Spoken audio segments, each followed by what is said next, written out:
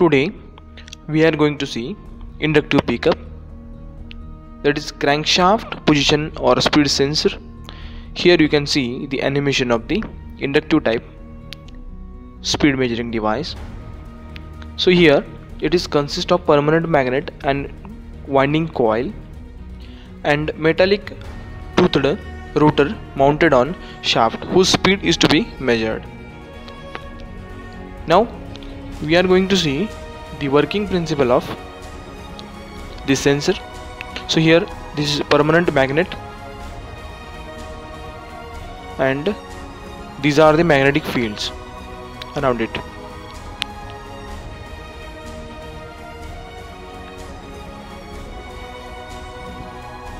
So this magnetic pickup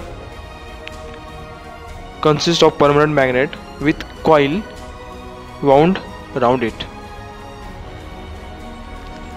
If any object moves in the magnetic field produced by magnet around it,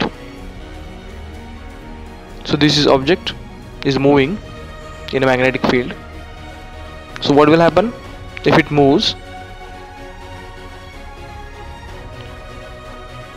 Path linking from N to S pole changes. That is, there is obstruction in a path. So reluctance changes and this causes voltage get induced in a coil wound around the permanent magnet. So this is self-inductance principle. You can see in a voltmeter, that is when object moves in a field, pointer deflects, that is there is change in voltage. So voltage induced every time when object changes reluctance.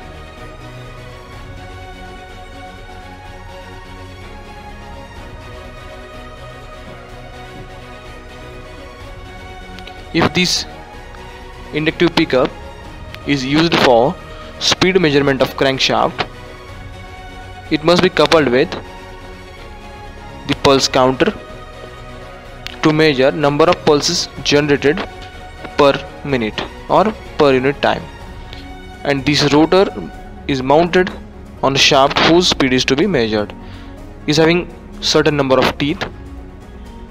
If gear rotates, it changes air gap between the gear and permanent magnet. So when tooth is closer to the magnet, air gap is less, and when tooth space between tooth is close to the magnet, air gap increases. So this change in air gap causes to change in the reluctance.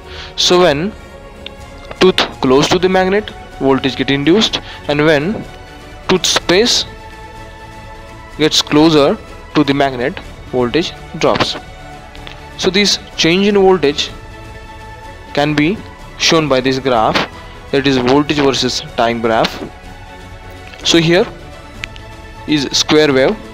So when gap is less, voltage get induced, and when gap increases, voltage drops. So this square wave is generated due to the rotation of the rotor.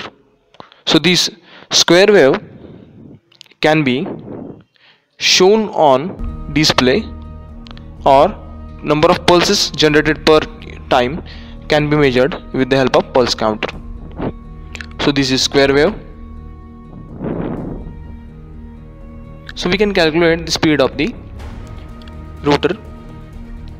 If the number of pulses generated per minute are 10,000, and if rotor is having 10 number of teeth, then RPM will be 1000 RPM. This is simple formula.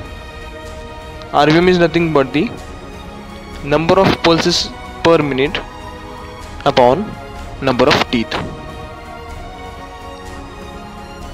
So this instrument is simple and used for the measurement of the speed of the crankshaft.